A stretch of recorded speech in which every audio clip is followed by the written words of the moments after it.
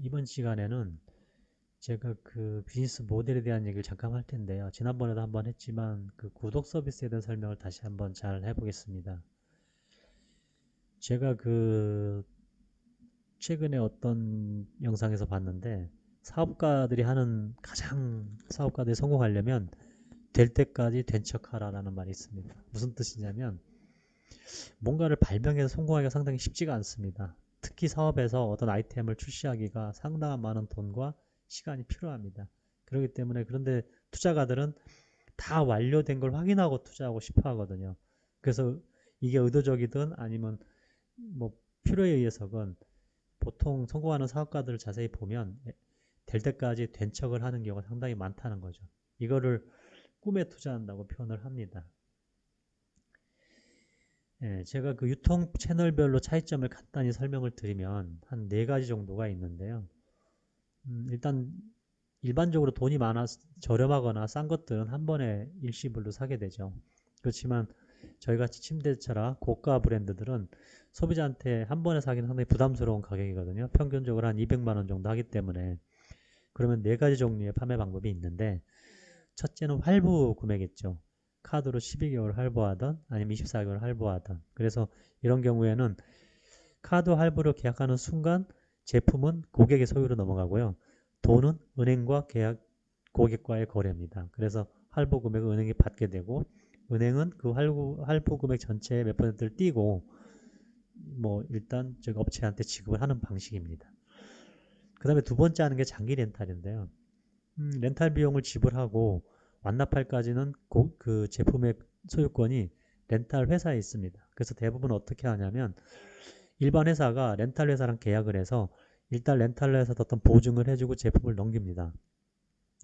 그 고객하고 계약하면 계약서를 갖다가 렌탈 회사 주면 렌탈 회사는 그 납품이 확인된 걸 확인하고 고객과의 계약을 하고 그 금액을 자기의 수익을 띈 다음에 제조사한테 주게 되는 거죠.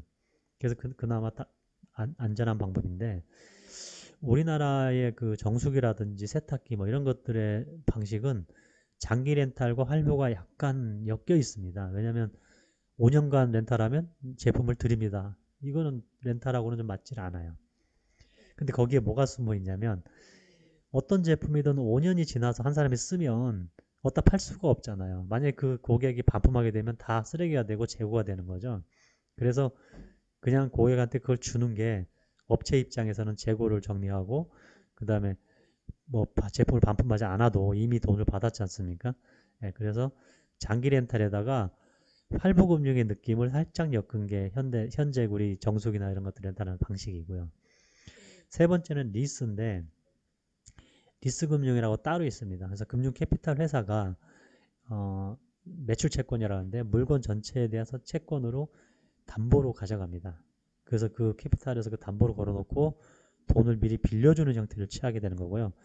그렇게 되면 이 업체에서는 제품한테 리스를 해서 돈을 계속 리스에서 받아야 됩니다. 근데 만약에 어, 사용자가 리스 회사에서 돈을 못 준다. 그러면은 그 책임이 저기 제조사 쪽으로 돌아오기 때문에 이 만약에 잔존가치라는 걸 놔두고 그거를 보증을 썼었어요. 근데 그 잔존가치만큼을 제조사가 리스 회사한테 돈을 회수해줘야 되는 상황입니다. 그 다음에 구독 서비스인데 구독 서비스는 고객과 금융의 문제라기보다는 이거는 기업이 직접 한다고 봐야 되거든요. 내가 기업이 돈이 좀 많거나 아니면 자금 운용이 가능하면 제품을 빌려주는 형태로 이제 구독을 하게 되고요. 제품의 소유권은 계속 기업이 가지고 있는 거죠. 그럼 여기에 금융회사를 끼지는 않는 겁니다. 초기에. 근데 만약에 저희가 구독 서비스 하는데 돈이 모자르다 그랬을 때는 캐피탈을 끼게 되는데 캐피탈을 끼게 되면 리스 금융가치 운영을 하게 됩니다. 매출 채권처럼 물건을 잡아주고 그 다음에 그만큼 뭐 문제가 생겼을 때는 기업한테 책임을 묻는 그런 방식으로 합니다. 지금 여기서 보면은 장기 렌탈이나 할부금에는 회사에 큰 문제가 없는데 리스나 구독 쪽으로 가면 만약에 업체가 제품을 계속 안 나가거나 판매가 부진한다는 거죠. 판매가 부진하거나 아니면 그 리스 하시는 분이 돈을 못 내거나 했을 때는 상호 책임으로 이제 문제가 좀 심각해지는 그런 경향이 좀 있습니다. 최근에 그 구독 서비스 현상을 보면 20대, 30대에서 주로 구독을 많이 하거든요. 평균적으로 우리 아들한테도 물어봤는데 보통 한 30만 원 정도 구독을 한다고 하더라고요. 근데 평균 최소한 2, 30만 원에서 100만 원까지도 구독을 합니다. 월급의 대부분을 구독을 하는 거죠. 그리고 제품을 꼭 사야 된다. 아니면 꼭 차를 사야 된다. 집을 사야 된다. 이런 생각이 좀 없어요. 멜라벨이라고 그러죠. 그래서 지금의 작은 돈으로 즐기며 살자. 이런 식의 생각을 갖고 있는 사람들이 주로 구독을 많이 하기 때문에 구독 서비스를 적용하겠다 그러면 판매 타겟을 약간 낮춰야 된다는 거죠. 네, 구독 서비스에 세 가지가 있습니다. 그러니까 첫 번째는 우리가 일반적으로 알고 있는 정기 구독. 쉽게 얘기하면 우리가 잡지를 보듯이 매달 얼마를 주면 매달 책을 그만큼을 주는 겁니다. 그게 정기 구독이고요.